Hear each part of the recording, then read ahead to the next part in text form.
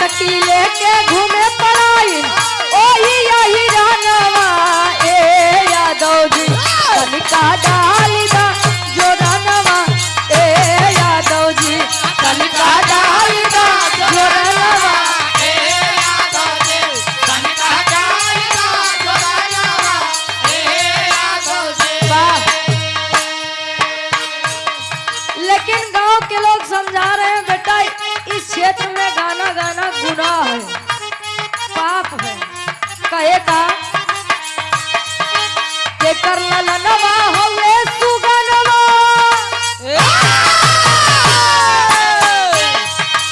के कर ललनवा होवे सुगनवा गावा जानी गानवा ए बचवा के कर ललनवा होवे सुगनवा गावा जानी गानवा ए बचवा के कर ललनवा होवे सुगनवा गावा जानी गानवा ए बचवा।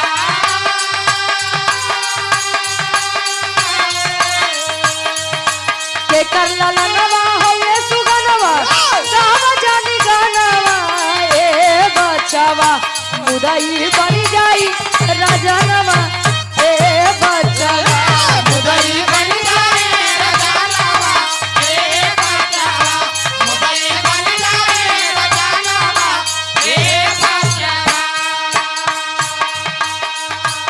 कहे बच्चा यहाँ गाना मत गा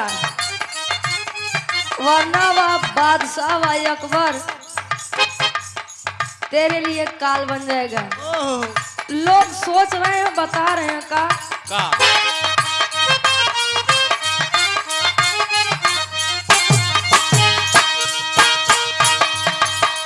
सुनी बादशाह ले तो है पकड़वाई सुनी बादशाह ले तो है पकड़वाई सुनी बादशाह ले तो है पकड़वाई गायकन से मुकाबला करवाई गायकन से मुकाबला करवाई गायकन से मुकाबला करवाई काजी दुश्मन वाले ही जनवा काजी दुश्मन वाले ही जनवा मानी जा कहनवा ए यादव काजी दुश्मन वाले ही जनवा मानी जा कहनवा ए बचवा काजी दुश्मन वाले ही जनवा मानी जा कहनवा ए बचवा काजी दुश्मन वाले ही जनवा मानी जा कहनवा ए बचवा मुदई बन जाई राजनवा ए बचवा मुदई बन जाई राजनवा ए बचवा मुदई बन जाई राजनवा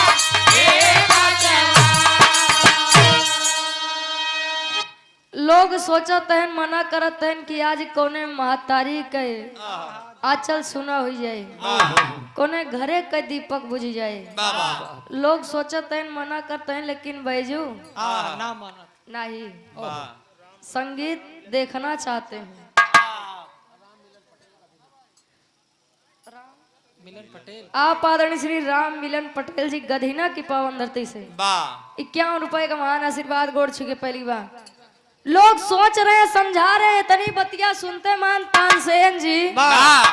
वाह आज केहू मिला बा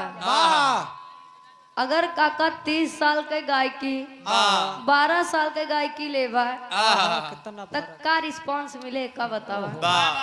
तजुर्बा ज्यादा 30 साल वाले के रहे कि 12 साल वाले के रहे भैया तानसेन जी बुलवाई के बगली में मंच देवाए कि अगर इतना ही गावे के शौक बा तो पहले मुकाबला करा संगीत में हमका हरावा ओकरे बाद गावा नहीं तो अपन जान गवावे के पड़े। लोग सोचते हैं यमुना जी के नदी के किनारे मंच लगा कभी जी भाव बदलत है